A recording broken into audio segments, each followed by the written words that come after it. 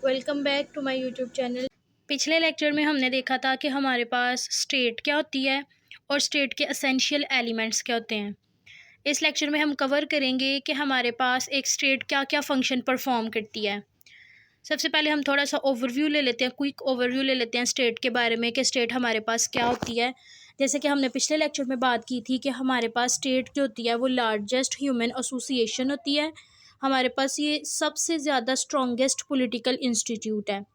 हमारे पास जो स्टेट का कॉन्सेप्ट है वो 16 to 17 सेंचुरी के बाद आया था। मिकाइवली था जिसने हमें स्टेट का कॉन्सेप्ट दिया था अपनी बुक द प्रिंस में। अब हम देखते हैं कि हमारे पास स्टेट कौन कौन से फंक्शंस परफॉर्म करती है। सबसे पहला और मेन फंक्शन आ जाएगा लॉ मेकिंग का फंक्शन। ये इसका फर्स्ट एंड इम्पॉर्टेंट फंक्शन है। स्टेट हम अच्छा अगर हम पिछले ज़माने की बात करें, एंशियंट टाइम्स की बात करें, तो उस वक्त जो लॉज होते थे वो कस्टम्स, ट्रेडिशंस, रिलीजियंस, स्क्रिप्चर्स, इन तमाम चीज़ों से जो थे ना डिराइव किए जाते थे। लेकिन मॉडर्न वे में क्या है, हमारे पास जो स्टेट का एक एलिमेंट होता है, हमारे पास गवर्नमेंट का जो एलिमेंट होता है वो हमारे पास लॉ मेकिंग का काम करता है। जैसे कि लॉज जो बनाए जाते हैं, लेजिस्लेशन बनाती है लॉ को। लेजिस्लेशन जो होती है वो स्टेट की विल्स को लॉ में कन्वर्ट करती है और उसको लीगल स्टेटस देती है। उसके अलावा जो लेजिस्लेचर होती है वो लोगों की विल्स को भी लॉ में कन्वर्ट करती है। नेक्स्ट फंक्शन आ जाएगा स्टेट का हमारे पास पब्लिक वेलफेयर। अब हमारे पास जो एंशियंट टाइम था, फिलोसोफर और जो थिंकर्स थे वो इस बात पे जोर देते थे कि किसी भी स्टेट बनने का जो सबसे ज़्यादा और बुनियादी मकसद होना चाहिए वो पब्लिक वेलफेयर होना चाहिए।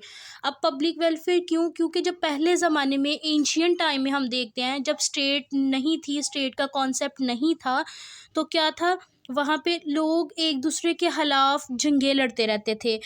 कोई स्टेट का कॉन्सेप्ट नहीं था, वहाँ पे कन्फ्लिक्ट होते थे, लोग एक दूसरे को जाने लेने पे तुले होते थे। वहाँ पे हमारे पास ट्राइब्स थे, जो हमारे पास डोमिनेंट ट्राइब थे वो लोअर ट्राइब के ऊपर हमला कर देते थे। इस तरह से प्रोटेक्शन नहीं थी। तो जो फंक्शन है स्टेट का वो है पब्लिक वेलफेयर। इसका मोस्ट इम्पॉर्टेंट फंक्शन है कि लोगों की वेलफेयर के लिए हम जो हमारे पास प्लेटो है वो भी ये कहते हैं कि जो एम ऑफ स्टेट है वो क्या होनी चाहिए, पब्लिक वेलफेयर। तो इस तरह से स्टेट जो है पब्लिक वेलफेयर का फंक्शन भी परफॉर्म करती है। प्रोविजन ऑफ एम्प्लॉयमेंट, अब ये भी स्टेट का एक मेजर फंक्शन है कि उसने अपने सिटीज़न को एम्प्लॉयमेंट प्रोवाइड करनी है। अगर तो कोई स्टेट ऐसा करने में नाकाम हो जाती है तो इसका मतलब वो स्टेट अपनी सोवरेनिटी खो देती है। क्योंकि जब तक स्टेट अपने सिटीज़न को एम्प्लॉयमेंट नहीं देगी तो सिटीज़न किस तरह से अपनी बेसिक नीड्स को पूरी करेंगे। तो इसलिए स्टेट का मोस्ट इम्पॉर्टेंट फंक्शन ये भी है कि उसने अपने सिटीज़न को एम्प्लॉयमेंट प्रोवाइड करनी है। नेक्स्ट आ जाएगा provide economic and industrial development. ये भी स्टेट का एक मोस्ट इम्पॉर्टेंट फंक्शन है कि वो अपने सिटीज़न के लिए एक ऐसा इंफ्रास्ट्रक्चर बिल्ड करे जहाँ पे वहाँ वो वाले सिटीज़न जो हैं वो अपनी इंडस्ट्रीज़ को डेवलप कर सके, अपनी इंडस्ट्रीज़ को बेहतर तरीके से रन कर सकें, अपनी इकोनॉमी को परवान चढ़ा सकें। अगर तो किसी कंट्री की, किसी स्टेट की जो इकोनॉमी है वो डिक्लाइन कर जाती है तो इट्स मीन वो स्टेट भी स्टेबल नहीं रहती, वो अपनी सोवरेनिटी को लूज़ कर देती है। तो इसलिए हमारे पास स्टेट का ये भी इम्पॉर्टेंट फंक्शन है कि उसने इकोनॉमी और इंडस्ट्रियल डेवलपमेंट को प्रोवाइड करना है। Next one is provide citizen basic right. ये भी हमारे पास स्टेट का मोस्ट इम्पॉर्टेंट फंक्शन है कि इसने अपने सिटीज़न को बेसिक राइट्स प्रोवाइड करने हैं। अब बेसिक राइट्स में हमारे पास क्या हो जाता है, right to live, right to food, right to shelter, right to speech, freedom of expression, freedom of speech, ये सारे राइट्स में आते हैं और ये कौन प्रोवाइड करता है, स्टेट प्रोवाइड करती है। नेक्स्ट आ जाएगा प्रोवाइड नेशनल सिक्योरिटी। जैसे हमने सबसे ऊपर पढ़ा कि जो स्टेट का सबसे इम्पोर्टेंट एम क्या है, वो लोगों का वेलफेयर होना चाहिए, लोगों की प्रोटेक्शन होनी चाहिए। स्टेट एग्जिस्ट ही लोगों की प्रोटेक्शन के लिए आई थी।